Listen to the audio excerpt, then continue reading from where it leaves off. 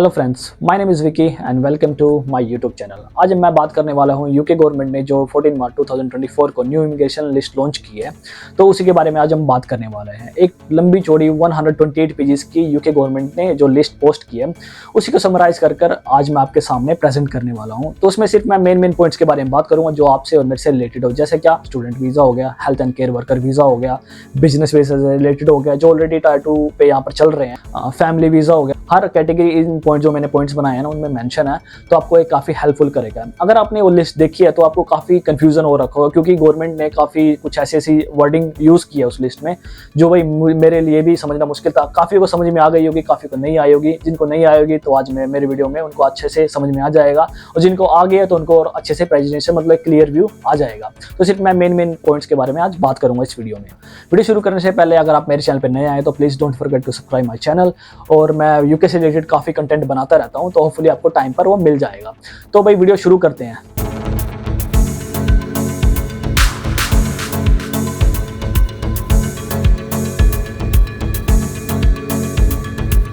Statement of change to immigration rules 14 March 2024। Point 1, new salary threshold. सबसे पहले हम बात कर लेते हैं जो पहले सैलरी थ्रेशोल्ड था यहाँ पर यूके में वेल सेट होने के लिए। पहले यूके गवर्नमेंट ने लॉन्च किया था, अगर आपकी सैलरी 26,200 है तो आप यूके में वेल सेट हो सकते हैं। ये मिनिमम सैलरी थ्रेशोल्ड यूके ने रखा था as per to skilled occupation list. उसके बाद यूके ने 4 अप्रैल को 2024 को जो नए रूल लॉन्च हो रहे हैं ना, तो उसमें नया सैलरी थ्रेशोल्ड रखा है। उसमें क्या रखा गया है, 38,700 सैलरी आपकी होनी चाहिए अगर आपको यूके में वेल सेट होना है।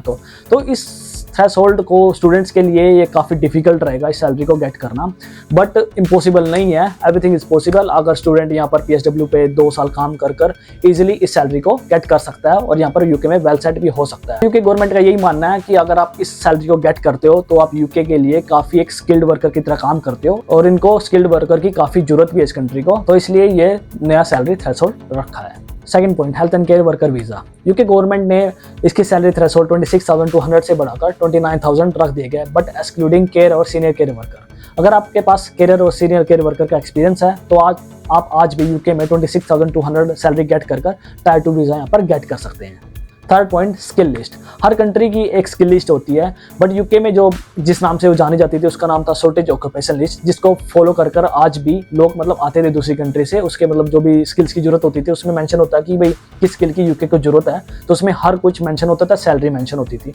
तो उसको यूके गवर्नमेंट प्लान कर उसको चेंज कर रही है, उसका नया नाम दे रही है इमिग्रेशन सैलरी लिस्ट। तो इस लिस्ट में क्या किया गया है, काफ़ी जो जॉब रोल थे ना जो यूके को जरूरत ही नहीं है उनको वो रिमूव कर रही है। कुछ ऐसे वीज़ा लॉन्च कर रही है उस लिस्ट में जिनको यूके गवर्नमेंट को आज के टाइम में उनको जरूरत है। तो काफ़ी जो रोल्स थे, जॉब रोल्स थे वो रिमूव होंगे, काफ़ी जॉब रोल्स है उसमें ऐड ऑन होंगे, और उसमें सैलरी थ्रेशोल्ड भी रखा जाएगा। तो वो पूरी की पूरी स्किल लिस्ट को चेंज कर रही है यूके गवर्नमेंट। और तो ये नई जो लिस्ट लॉन्च होगी वो 4 अप्रैल 2024 को आपको देखने को मिल जाएगी। और 4 अप्रैल के बाद अगर आप अगर इस कंट्री में आओगे जैसे भी, तो वो जो नई लिस्ट है ना उसके हिसाब से नए जो जनरेट कोड होंगे ना, तो उसके हिसाब से होंगे, उसी के हिसाब से आपका वीज़ा प्रोसेस होगा यूके में। फोर्थ पॉइंट, काफ़ियों के मन में ये डाउट होगा कि जो टायर 2 वीज़ा पर यूके में चल रहे हैं ना, तो उन पर कोई इम्पैक्ट होने वाला है या नहीं होने वाला है। तो यूके गवर्नमेंट ने साफ स्टेटमेंट में ये बोला गया है कि अगर आपकी जो फाइल है ऑलरेडी, जो आपका जो वीज़ा है टायर 2 वीज़ा है, वो ऑलरेडी पिछले रूल के हिसाब से चल रहा है ना, तो वो एज इट इज चलता रहेगा। और 4 अप्रैल 2024 से पहले अगर आप कोई फाइल लॉन्च करते हो तो आपको पिछले रूल के हिसाब से ही आपको सैलरी गेट करनी है जो भी पहले पिछली थी। आफ्टर 4 अप्रैल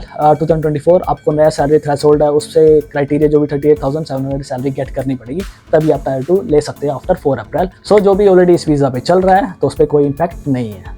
फिफ्थ पॉइंट काफ़ी इंपॉर्टेंट है, आपने काफ़ी सुना होगा, आप काफ़ी अवेयर भी होंगे इस पॉइंट के बारे में। जो एक डिस्काउंट सिस्टम चल रहा है ना यूके टायर 2 वीज़ा में, उसको मैं थोड़ा सा एक्सप्लेन करता हूँ। यूके गवर्नमेंट ने साफ अनाउंसमेंट किया है कि जो डिस्काउंट सिस्टम चल रहा था पहले वो एज इट इज़ चलता रहेगा और उस पर कोई इम्पैक्ट नहीं है।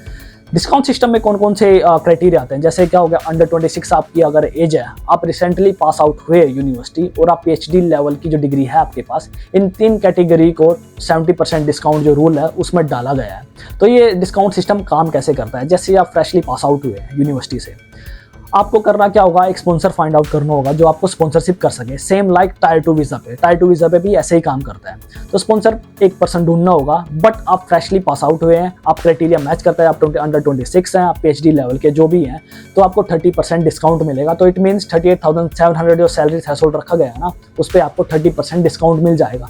जो भी सैलरी आएगी 30% डिस्काउंट करके वो आपका एम्प्लॉयर आपको देगा, तो आप टायर 2 में कन्वर्ट करा सकते हो। बट एक रिक्वायरमेंट क्या रखी गई है, इस वीज़ा पे आप वेल सेट नहीं हो सकते हैं। ये वीज़ा सिर्फ 4 साल काम करेगा। 4 साल काउंट कब से होंगे, जब आप फ्रेशली पास आउट होंगे ना, पास आउट होते ही ये फर्स्ट ईयर आपका स्टार्ट हो जाएगा। ऐसे 4 साल यहाँ पर काउंट होंगे। 4 साल के बाद ये वीज़ा एक्सपायर हो जाएगा। उसके बाद अगर आप 5वें साल आप वीज़ा एक्सटेंड करने की या कुछ और करने की सोच रहे हैं, तो आपको फाइल डालनी पड़ेगी नए रूल के हिसाब से। जब भी उस टाइम पे जो भी नए रूल होंगे ना, जो भी यूके गवर्नमेंट लॉन्च करेगी, 38,000 है, उससे ज़्यादा कोई क्राइटेरिया सैलरी मैच करनी होगी, तो आपको वो गेट करनी होगी।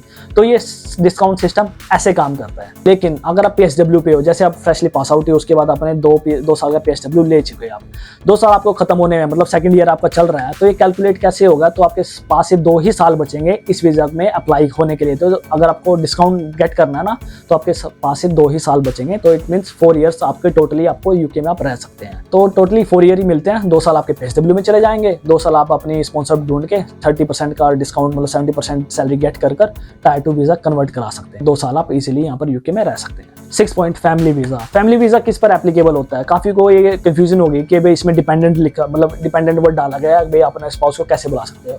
बट ये वीज़ा उन लोगों के लिए होता है जो फैमिली वीज़ा होता है, जो ऑलरेडी जिनके पास ब्रिटिश नेशनलिटी है। जैसे क्या, फॉर एग्जाम्पल मी, इफ़ मेरे पास मतलब ब्रिटिश नेशनलिटी है, तो मैं अपने स्पाउस, पार्टनर या अपने बच्चों को मैं बुलाना चाहता हूँ किसी अदर कंट्री से, तो मेरे पास 29,000 का ये क्राइटेरिया है, सैलरी मैच करनी पड़ेगी। 29,000 सैलरी क्राइटेरिया रखा गया।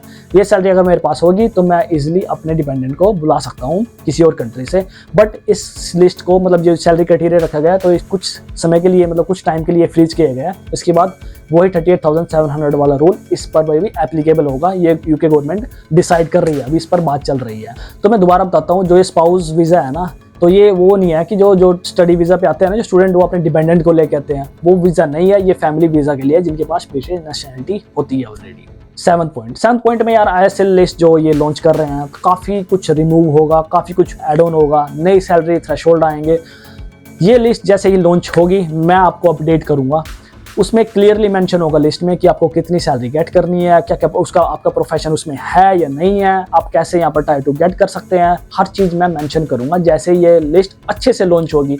अभी कुछ पॉइंट उन्होंने ऑलरेडी दे रखे हैं 128 पेज में, कुछ प्रोफेशन है उसमें, बट वो प्रोफेशन काफ़ी हाईली स्किल्स के लिए रखे गए हैं। तो जैसे कोई नई अपडेट आती है यूके के बारे में, तो मैं आपको अपडेट करूंगा। यही थे मेरे वीडियो। तो होपफुली आपको ये जो पॉइंट्स मैंने मेंशन किए हैं आपको अच्छे से समझ में आए होंगे, काफ़ी आपके डाउट क्लियर हुए होंगे। अगर आपको फिर भी कोई डाउट है तो आप प्लीज़ कमेंट कर सकते हैं, तो मैं आपको रिप्लाई करूंगा जल्दी से जल्दी। नई यूके की अपडेट आपको देता रहूंगा। तो मिलते हैं नई वीडियो में नए टॉपिक के साथ।